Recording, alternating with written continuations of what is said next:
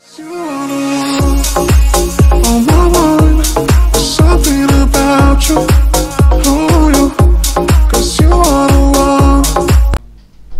21 জুলাই শুক্রবার জাতীয় প্রেস ক্লাবে অনুষ্ঠিত হয়ে গেল বাংলাদেশ চলচ্চিত্র সাংবাদিক সমিতির নির্বাচন।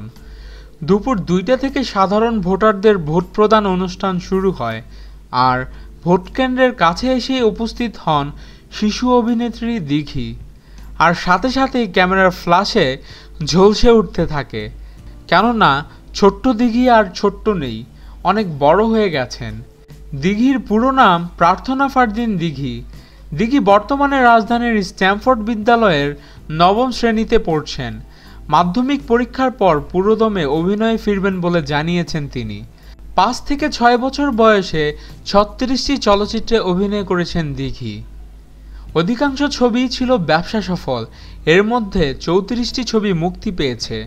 2006 সালে কাবুলিওয়ালা, 2010-এ চাচ্চু আমার চাচ্চু এবং 2012 সালে 1 টাকার বউ ছবিতে অভিনয়ের জন্য শিশুশিল্পী হিসেবে জাতীয় চলচ্চিত্র পুরস্কার পেয়েছেন দিঘি।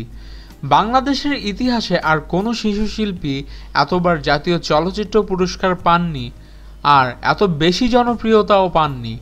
চলচ্চিত্রের পাশাপাশি সমান তালে বিজ্ঞাপন চলচ্চিত্রেও মডেল হিসেবে পর্দায় উপস্থিতি ছিল চোখে পড়ার মতো।